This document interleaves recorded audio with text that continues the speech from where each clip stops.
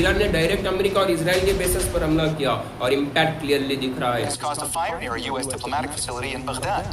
Victory Bay for previous strikes on the capital. अब Baghdad का victory base देख लो, वहाँ आग लगी हुई है, तो ये कोई नॉर्मली अटैक नहीं था। अब यहाँ एक सवाल आता है और ये काफी बेहद इंपॉर्टेंट है। अगर ईरान वीक हो चुका है जैसे बार बार बोला जा रहा है, तो फिर ये अटैक्स रुक क्यों नहीं रहे?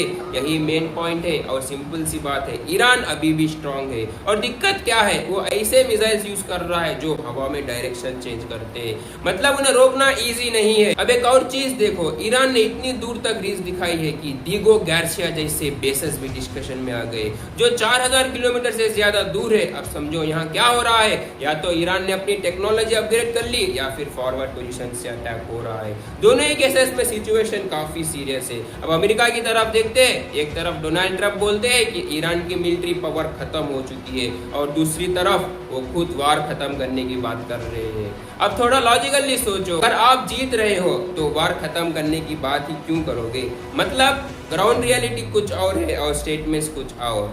इसका असर सिर्फ वार तक लिमिटेड नहीं है। दुबई जैसे शहर जो दुनिया के सबसे सेफेस्ट प्लेस माने जाते हैं, वहाँ भी टेंशन बढ़ रहा है, लोगों में डर आ रहा है। और जब डर आता है ना, तो इकोनॉमी ऑटोमेटिकली इम्पैक्ट होती है। लेकिन सबसे बड़ा खतरा क्या है? Oil resources. मिडिल ईस्ट से ही दुनिया का मेजर ऑयल आता है, और अगर यहाँ सिचुएशन बिगड़ती है तो पेट्रोल के दाम बढ़ेंगे और ग्लोबल लेवल पर क्राइसिस आ सकता है। अब फाइनल बात समझ लें, ये सिर्फ एक वार नहीं है, ये एक पावर गेम है, इमेज का गेम है और नैरेटिव का गेम है। दोनों साइड स्ट्रॉन्ग दिखना चाह रही है, लेकिन असली नुकसान आम लोगों को हो रहा है। और अगर ये सिचुएशन ऐसे ही बढ़ती है तो इसका इम्पैक्ट पूरी दुनिया पर पड़ेगा।